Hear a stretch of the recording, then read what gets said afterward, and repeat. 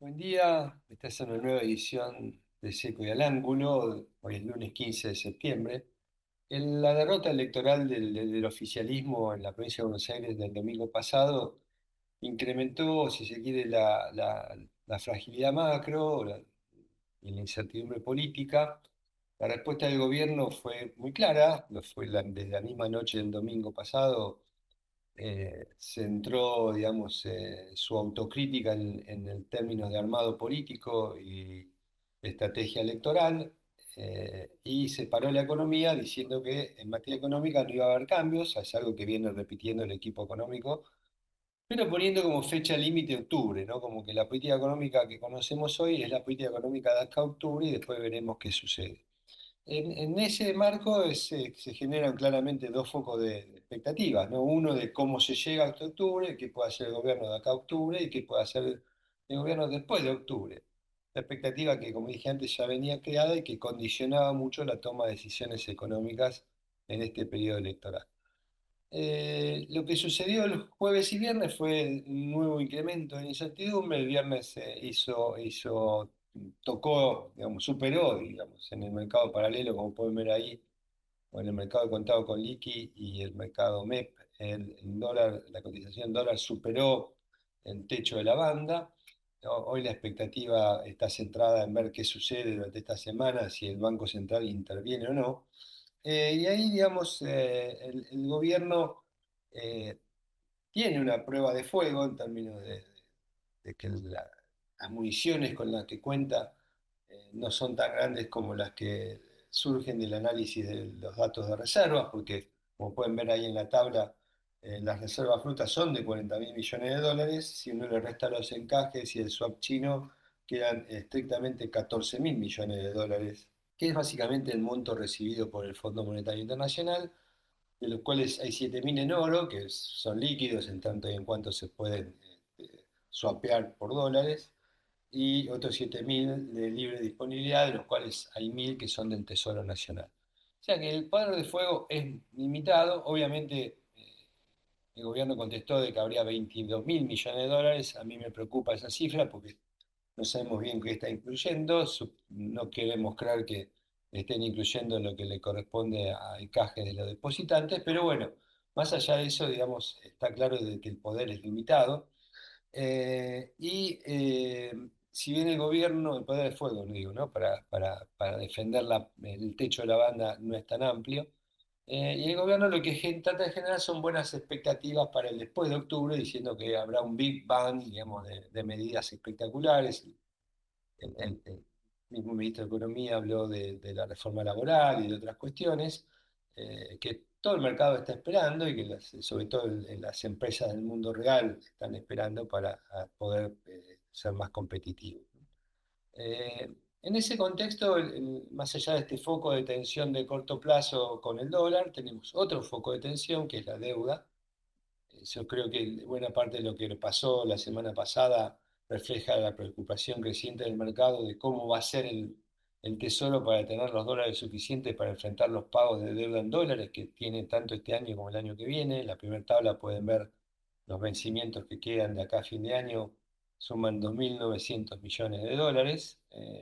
Esa tabla no están computados 1.100 millones de dólares de Bopreal que tiene que hacer frente el Banco Central, con lo cual serían casi 4.000 millones de dólares de vencimientos, o de utilización de dólares o de necesidad de dólares para pagar los vencimientos de deuda en moneda extranjera.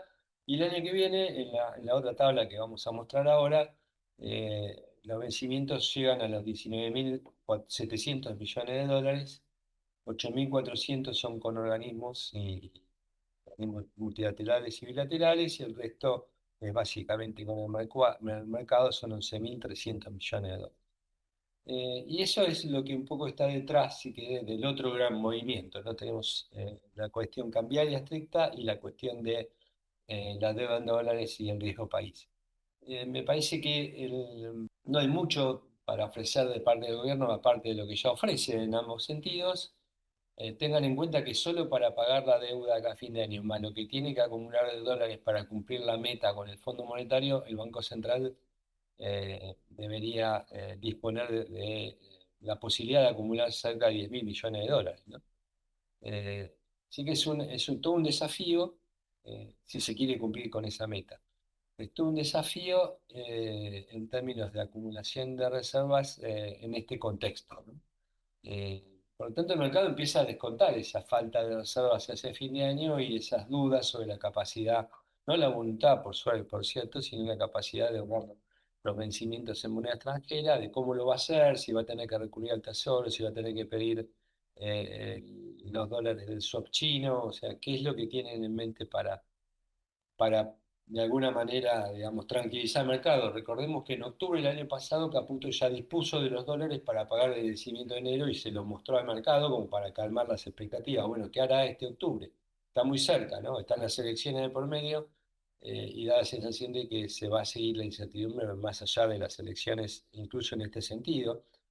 Respecto de lo político lo que tiene a mano el presidente, yo diría que la oportunidad que le da la presentación del presupuesto hoy a la noche es más política que económica. No veo que haya un cambio, que vaya a haber cambios en términos de la política fiscal que comprometan el resultado fiscal, ni mucho menos.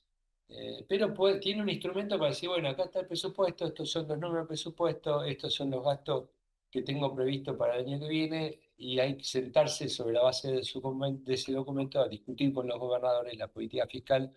Me parecería que podría ser una buena oportunidad, una buena alternativa. Dicho esto, eh, el dilema cambiario excede lo que puede llegar a ser la presentación del presupuesto y la política fiscal. Yo creo que lo primero que debería hacer es no intervenir en la baja de tasa de interés. Me parece que fue un error de forzar la baja o con el Banco Central operando en ese sentido. Lo segundo, que es lo estrictamente cambiario, es un dilema, ¿no? O sea, o vende la reserva que sea necesaria para defender el techo de la banda, o lo deja flotar. Es un dilema porque los dos cursos de acción tienen costos y no hay un costo que necesariamente sea más beneficioso o mejor, o estemos seguros de que sea preferible. Eh, yo creo que el escenario en el que vende dólares y lo hace de manera abundante, por decirlo de una manera, eh, va a condicionar más la expectativa que existe sobre la capacidad del gobierno de pagar la deuda. Si deja que flote, obviamente es extremadamente riesgoso en un periodo preelectoral. Habrá que ver cómo lo interpreta el mercado de hacerlo y los agentes económicos en general y cuánto se traslada rápidamente al precio. La ventaja es que antes de octubre, digamos, se conocerá la inflación de septiembre, es solo un dato de inflación, depende cuándo se decida dejar que flote, pero yo no le adjudico mucha probabilidad a este escenario. Me parece que el Banco Central, si tiene que vender en el techo, lo va a hacer y va a vender todo lo que tenga que vender total de defender ese techo de acá hasta octubre. Eh, pero octubre queda lejos, ¿no? Y me parece que ese es como venimos diciendo de hace varias semanas, digamos, el octubre en el calendario queda cerca, pero en términos económicos está muy lejos, son 30 días, casi 30 días hábiles de operaciones de acá hasta las elecciones. Eh, y me parece que el gobierno tiene que tratar de recuperar la iniciativa rápidamente eh, en un contexto de cierta restricción en cuanto a la disponibilidad de instrumentos. Bueno, los veo, probablemente hagamos algún comentario sobre la presentación del presupuesto. Hasta pronto.